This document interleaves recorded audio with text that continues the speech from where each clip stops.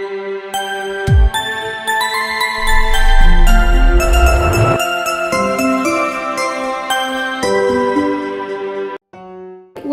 to Motion Blur 101, which is part of After Effects 101, this series where by the end you will know all the basics of After Effects. Now, I have animated some text just flying across the screen there, but it does not look natural.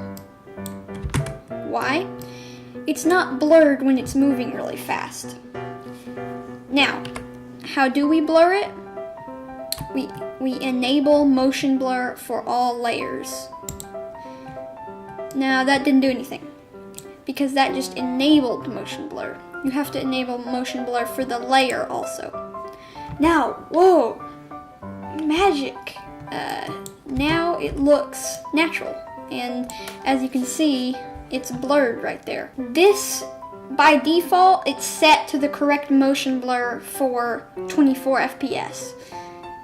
You can change that though by going to composition settings, into advanced, shutter angle. Now, if you don't know what shutter angle is, that's what professionals use instead of shutter speed.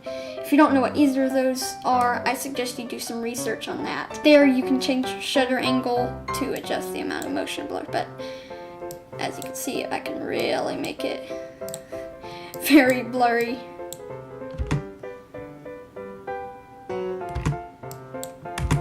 Or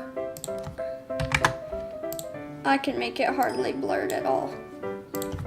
I'm just going to leave it at 180. That's about normal motion blur.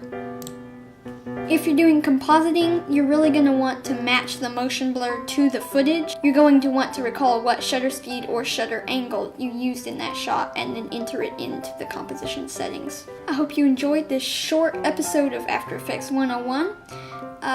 Make sure and subscribe to much more media and check out more After Effects 101 videos. Bye.